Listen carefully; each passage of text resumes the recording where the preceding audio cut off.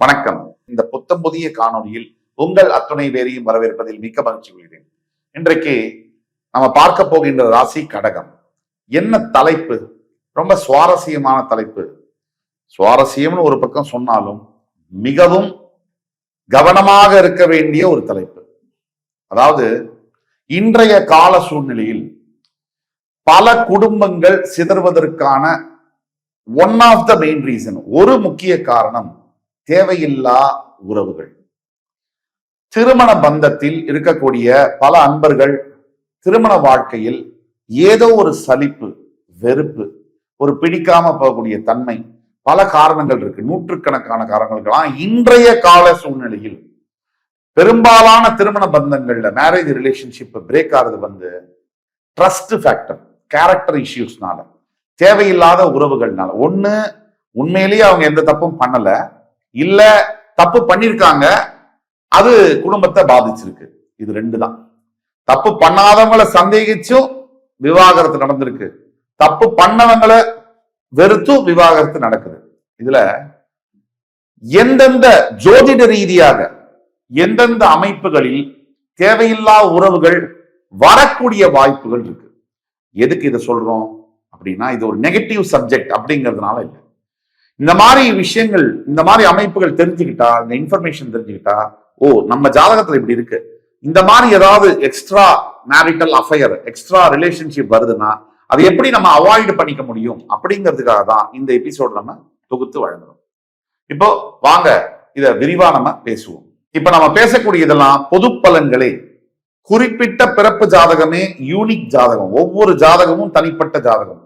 அதுல நாம சொல்லக்கூடிய அமைப்பு இருந்தாலும் சில பல மாற்றங்கள் இருக்கும் போது நம்ம பலன்கள்லையும் மாறும். 65% நம்ம பலன்கள் ஒத்துப்போகும், 75% ஒத்துப்போகும். ஒரு 25% பிறப்பு ஜாதகத்தில் இருக்கக்கூடிய சூட்சமங்கள், ரகசியங்கள், நாம் சொல்லக்கூடிய பலன்களை மாறுபட்டு இருக்கும். உங்களுக்கு ஏதாவது சந்தேகம் இருக்கும்னா கீழே கொடுக்கப்பட்டுள்ள வாட்ஸ்அப் நம்பர்ல எங்களை தொடர்பு கொண்டு பேசும்போது உங்களுடைய ஜாதகத்தை ஆன்லைன் முறையிலோ அல்லது நேரிலோ பார்த்து துல்லியமாக, இப்போ ஒரு பிரச்சனை போயிட்டு இருக்கு அப்படின்னா அதுக்குண்டான சொல்யூஷன் என்ன, சொல்யூஷன் வருமா இல்லையா, சொல்யூஷன் எப்ப வரும், அந்த சொல்யூஷன் எப்படி வரும், இதற்கான பதில நாம துல்லியமா கணித்து தர முடியும். வாங்க பார்க்கலாம், விரிவா பேசலாம். ஒரு கடகராசிக்காரருடைய ஜாதகத்துல லக்னம் லான் இருக்கு இல்லையா, அங்கிருந்து 5, 7, 8, 12, திருப்பியும் சொல்றேன் 5, 7, 8, 12 இந்த இடங்கள்ல சுக்கிரன் செவ்வாய் இணைந்திருந்தாலோ, செவ்வாய் ராகு இணைந்திருந்தாலோ, இவங்களுக்கு தேவையில்லாத உறவுகள், இந்த எக்ஸ்ட்ரா மேரிட்டல் அஃபையர் என்பது வரக்கூடிய சாத்தியக்கூறுகள், பாசிபிலிட்டிஸ் ரொம்ப அதிகமா இருக்கு. இதை நம்ம புரிஞ்சுக்கணும். உடனே இந்த மாதிரி ஜாதகத்துல இருக்குன்னா கண்டிப்பா அவங்க எக்ஸ்ட்ரா மேரிட்டல் அஃபையர்ல தான் இருக்காங்கன்னு உறுதியா சொல்ல முடியாது. அதாவது 75% இந்த மாதிரி வரக்கூடிய பாசிபிலிட்டி இருக்கு. அப்படி வந்தால், ஒருவேளை ஆல்ரெடி அவங்களுடைய ஆக்டிவிட்டிஸ்ல நமக்கு சந்தேகம் இருக்கு அப்படின்னா பொறுமையா தான் டீல் பண்ணணும் இந்த பிரச்சனைகளை. இது ஆத்திரப்பட்டு கோவப்பட்டு நமக்கு இன்னொரு நபருக்கு, அதாவது இன்னொரு பார்ட்னருக்கு மிகப்பெரிய காயத்தை அது விளைவிக்கும், பயங்கர ஹர்ட்டை வந்து காமிக்கும். ஒரு சொந்த கணவர் தப்பு பண்ணிட்டார், மனைவி தப்பு பண்ணிட்டாங்கன்னா அதை விட ஒரு பெரிய காயம் இருக்க முடியாது. ஆனாலும் அந்த சந்தர்ப்பத்திலும் கூட குழந்தைகளுடைய எதிர்காலத்தை பாவிச்சு பொறுமையாத்தான் நம்ம டீல் பண்ணணும். அவசரப்பட்டா காரியம் கெட்டிடும். ஏன்னா இந்த அமைப்பே அக்ரஸிவான அமைப்பு. இந்த மாதிரி அமைப்பு இருக்கக்கூடியவர்களுடைய வாழ்க்கையில அவங்கள மட்டும் இல்ல, அவங்களை சுத்தி இருக்கிறவங்களையும் பாதிப்புகளை ஏற்படுத்தக்கூடிய வாய்ப்புகள் இருக்கு. இது ஒரு அமைப்பு. கடகராசியில பிறந்து உங்க லக்னத்திலிருந்து 5, 7, 8, 12 சுக்கிரன் செவ்வாயோ, செவ்வாய் ராகுவோ சேர்ந்து இருந்தால் தேவையில்லாத உறவு உங்களை அப்ரோச் பண்ணக்கூடிய வாய்ப்புகள் இருக்கும் போது நீங்க ஜாக்கிரதையா இருந்துக்கணும். அதுக்காக தான் நம்ம சொல்றோம், கவனமா இருக்கும். அதே மாதிரி நீங்க கடகராசி உங்க லக்னத்திலிருந்து பிறப்பு ஜாதகத்துல 7ஆம் இடத்துல ராகு மட்டும் தனிச்சிருந்தாலோ அல்லது சுக்கிரன் ராகு சேர்ந்து இருந்தாலோ இந்த தேவையில்லாத தொடர்புகள் வரும்.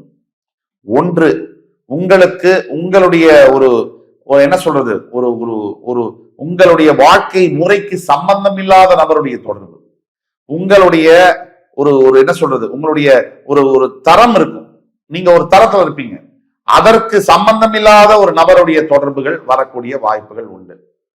இதை நீங்க கவனமா இருந்துக்கணும். இந்த மாதிரி சமயங்கள்ல, சந்தர்ப்பங்கள்ல நீங்க ஒரு ஆண் கடகராசி அன்பர்னு வச்சுக்குவோம். உங்க சுய ஜாதகத்துல உங்க லக்னம் இருக்கிற இடத்துல இருந்து 7ஆம் இடத்துல ராகு தனிச்சிருந்தாலோ சுக்கிரன் ராகு சேர்ந்திருந்தாலோ ஏதோ ஒரு உங்க தரம்க்கு சம்பந்தம் இல்லாத ஒரு பெண் வந்து உங்களை தொடர்புக்கு கொள்ள முயற்சி பண்ணுவாங்க, உங்களை வந்து அணுக முயற்சி பண்ணுவாங்க. தவறான ஒரு உறவுக்கு அது வழிவகுக்க கூடும். அங்க நீங்க ஜாக்கிரதையாக கவனமாக இருக்க வேண்டும். அதுதான் எங்களுடைய வேண்டுகோள். அதே மாதிரி நீங்க கடகராசி உங்க பிறப்பு ஜாதகத்துல லக்னத்துல இருந்து 12th ஹவுஸ் 12ஆம் வீட்டுல சந்திரன் மற்றும் சுக்கிரன் இணைஞ்சிருக்காங்கன்னா கண்டிப்பாக உங்களுடைய வாழ்க்கையில தேவையில்லாத உறவுகள் உங்களை வந்து சேர்ந்து பற்றி கொள்ளும். அதனால குடும்பத்துல மற்றும் நிம்மதியில பணத்துல மிகப்பெரிய பிளவுகள் வரக்கூடிய வாய்ப்புகள் இருக்கு. இதெல்லாம் ஏன் சொல்றோம்னா இன்னைக்கு காலகட்டத்துல வாழ்க்கை சூழ்நிலையில எக்ஸ்ட்ரா மேரிட்டல் அஃபேர்ஸ் அப்படிங்கிறது மிகவும் பெருகி இருக்கு. அதாவது சமுதாயம் ஃபுல்லா இருக்கு. ரொம்ப கவனமாக இருக்க வேண்டும். பல குடும்பங்கள் இன்றைக்கு அழிந்து போவதற்கான காரணங்கள், பல குழந்தைகளுடைய எதிர்காலம் கேள்விக்குறியாவதற்கான காரணங்கள் இந்த எக்ஸ்ட்ரா மேரிட்டல் அஃபேர்ஸே. இதை நீங்க ஜாக்கிரதையா அணுகலைன்னா பெண்ணாக இருக்கட்டும், மனைவியாக இருக்கட்டும் அல்லது கணவனாக இருக்கட்டும், 2 பேருமே ஆப்போசிட் பார்ட்னர் தப்பு பண்ணாலும் சரி, நீங்க தப்பு பண்றதுக்கு முன்னாடி உங்களை நீங்க கரெக்டா வச்சுக்கோங்க. ஆப்போசிட் பார்ட்னர் தப்பு பண்ணிட்டாங்கன்னா ரொம்ப கவனமா அதை நீங்க டீல் பண்ணணும். குழந்தைகளுடைய வாழ்க்கையும் அனுசரிச்சு இதை மாற்ற முடியுமா அப்படின்னா ஒண்ணு அதை மாத்திரணும், அதை திருத்திடணும், அந்த தப்பை திருத்திடணும், மன்னிச்சிடணும். இல்ல அந்த இடத்துல இருந்து குடிபெயர்ந்து வேற இடத்துக்கு போய் குடும்பம் சூழ்நிலை வந்து மாறிடுச்சுன்னா நிம்மதியா ஆகும். அதை விட்டுட்டு அதே இடத்துல இருந்தீங்கன்னா இன்னும் மொத்த குடும்பத்தையும் அது பாதிக்கக்கூடிய, எந்த தவறும் செய்யாத குழந்தைகளை பாதிக்கக்கூடிய, இன்னைக்கு அதுதான் நடக்குது. எதுவுமே தப்பு செய்யல குழந்தைகள், அப்பா அவர் தப்பு பண்றாரு இல்ல அம்மா தப்பு பண்றாங்கன்னா குழந்தைகள் தான் பாதிக்கப்படக்கூடியது. தப்பு பண்ற பெரியவங்க போயிடுறாங்க, வேணும் வேணாம்னு சொல்லிட்டு டைவர்ஸ் வாங்கிட்டு போயிடுறாங்க. இந்த குழந்தைகள் படக்கூடிய அவஸ்தை என்ன, அதுகள் கோத்ரூ பண்ணக்கூடிய எமோஷனல் அந்த ட்ரௌமா என்ன, இதெல்லாம் யோசிச்சு பார்த்து உங்களுடைய வாழ்க்கையும் சரி, ஒரு வயதுக்கு பிறகு நீங்கள் செய்த தவறு என்ன அப்படிங்கிறத உணரும் போது மிகப்பெரிய ஒரு மன வலி அது கொடுக்கும். அதனால தயவு செய்து இப்ப நாம சொல்லக்கூடியது கடகராசி என்பவர்களுக்கு பிறப்பு ஜாதகத்துல லக்னத்திலிருந்து எந்தெந்த இடத்துல எப்படி எப்படி கிரக சேர்க்கை இருந்தால் இந்த எக்ஸ்ட்ரா மேரிட்டல் அஃபேர்ஸ் வரக்கூடிய வாய்ப்புகள் இருக்கு. அதனால நீங்க கவனமாக இருக்கணும். யாராவது அப்ரோச் பண்ணாலும் விட்டு விலகுவது உங்க குடும்பத்துக்கு நல்லது, அதை விட முக்கியமா உங்களுக்கு நல்லது. அதே மாதிரி கடகராசி நீங்க உங்க பிறப்பு ஜாதகத்துல லக்னத்துக்கு 7ஆம் இடம் அதிபதி, லக்னத்துடைய 7ஆம் இடம் களத்திரஸ்தானத்துக்கு அதிபதி 6, 8, 12ஆம் வீடுகளில் மறைந்திருந்தாலோ பாவ கிரக சேர்க்கை பெற்றிருந்தாலோ நிச்சயமாக தேவையில்லாத பழக்க வழக்கங்கள் ஏற்படக்கூடிய வாய்ப்பு. நீங்க எப்படின்னா எல்லாரும் நல்லவங்க தான் பிறக்கும் போது சந்தர்ப்பங்களும் சூழ்நிலைகளும் ஒரு மனிதனை மாற்றுகிறது. நீங்க அதுக்கு வழிவகுக்க கூடாது. சந்தர்ப்ப சூழ்நிலை எப்படி இருந்தாலும் நீங்க ஸ்ட்ராங்கா இருந்தீங்கன்னு சொன்னா உங்க குடும்பம் சேவ் ஆகும். இல்லைன்னா நீங்களும் பாதிக்கப்பட்டு அவமானப்பட்டு எந்த பாவமும் அறியாத குழந்தைகளையும் பாதிக்கும்.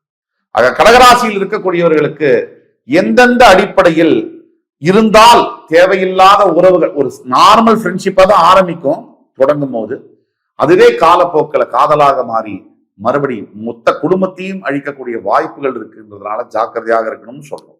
ஆக இந்த எபிசோடு உங்களுக்கு பிடிச்சிருக்கும்னு நம்புறேன். இதுல ஏதாவது சந்தேகம் இருந்தாலோ கீழே கொடுக்கக்கூடிய வாட்ஸ்அப் நம்பர் எங்களை தொடர்பு கொண்டு ஆன்லைன் அப்பாயின்மெண்ட் இல்ல இன்பர்சன் அப்பாயின்மெண்ட் வாங்கிட்டு நீங்க பாத்தீங்கன்னா அக்யூரேட்டா உங்களுடைய லைஃபை எப்படி சேவ் பண்ண முடியும், ரெமெடிஸ் என்ன அப்படிங்கிறத சொல்ல முடியும். இந்த எபிசோடு உங்களுக்கு பிடிச்சிருக்கும்னு நம்புறோம். மறுபடி வேறொரு தருணத்துல உங்களை அத்தனை பேரையும் சந்திக்கும் வரை உங்களிடமிருந்து விடைபெறுவது உங்கள் சுபாஷ் பாலகிருஷ்ணன். நன்றி, வணக்கம், வாழ்க வளமுடன்.